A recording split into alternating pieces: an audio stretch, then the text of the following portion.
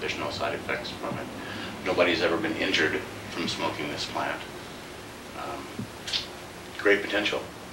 We're looking forward to seeing a lot of more research done on it. Thank you. I like to quote the Bible a lot. And so I took something from the Bible. It's on the first page. I call it God's first commandment. It was so important he said it 3 times on the first page.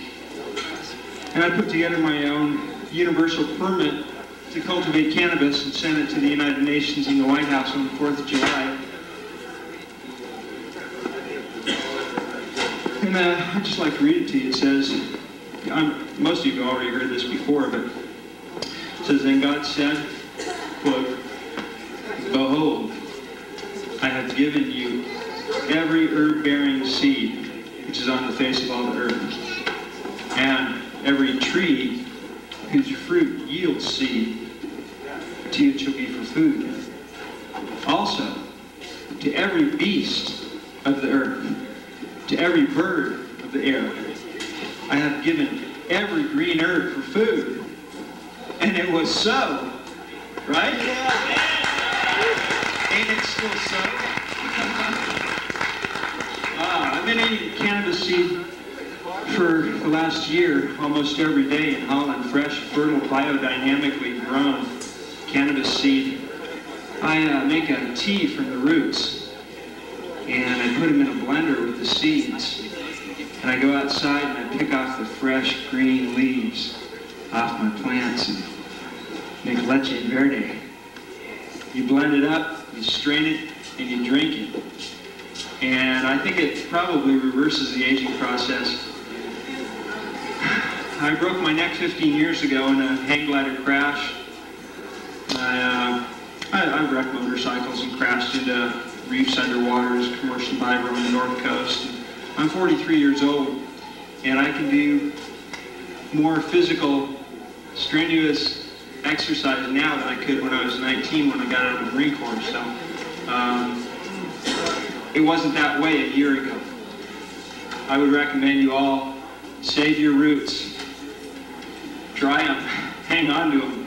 In Chinese medicine, the roots are a yin energy. All you have to do is make tea with them. So honor the roots, honor the whole plant. Holistic medicine is holistic nutrition, holistic life, where you don't separate your spirituality from your economics. You don't separate your government from your family. You don't separate yourself from anything, because it's true. We are all one. And when you spend as much time in the ocean as I have, and you see things moving together like this, when you get out on land, you look around and everything's still moving kind of like this. It's just a little different. So, okay. Great. We've got a couple of people that have something to say to you before we hear John Trudell. String Bean, right? Is it the? All right. Come on up, bro. This is String Bean. Still going on. You still have people living on the mountain. You still have people bringing up food and supplies and stuff. We have a table over there if you want some more information. And that is why I announce you. Short, sweet, out of here. I grew those for a guy named Kurt Newman. He's a longtime friend from Arcata. He's got MS. It was a really cool thing. It was really fun. There's rumors going around that they got ripped off. And I'll just let you know what happened there. Is somebody did go in one night and tore off a bunch of branches. They did that. And after that we said, okay, we made our statement. We put it out there. So we found someone else who had a very, very safe greenhouse tucked away up in the hills. We moved them up there. We did get a really good harvest. I haven't yet given it to Kurt. We're still in the process of drying and clipping it, but I had to run out to Washington for a few weeks. But we'll be delivering that to Kurt real soon. And one thing about this, it's legal, right? We can do this. It's legal. Everybody's been saying that. I did it this summer. It's a really cool thing. But there's a difference between being legal and being totally accepted. And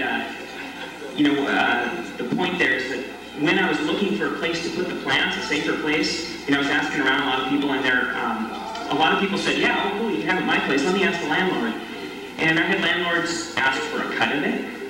I had other people, when I asked them, just not believe that it could be possible that they could have these plants there and be legal. They just know, I can't believe it. I know they're going to come bust me. I mean, you talk to the sheriff, but he doesn't know me, and they couldn't believe it. And so I think what needs to happen is, this is one of the reasons why I was being so out there with it, is that people need to be out there. They need to say, hey, yeah, I've grown this pot, and here it is, and here, point the sheriff to it and say, yeah, look, this is cool, this is legal, right? It's normal, it's fine, we can do this. Because people have to get it through their head that this is not a pot deal.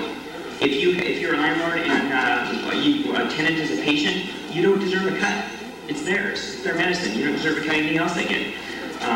It's a different thing, and it's a real different mindset. I know in this community it's been illegal for so long that it's probably going to take a while to get used to. But I would just encourage, like other people have, anybody that's doing it to be out there about it. Just be out there, be proud of it, and don't be afraid of it. That's what I'm saying.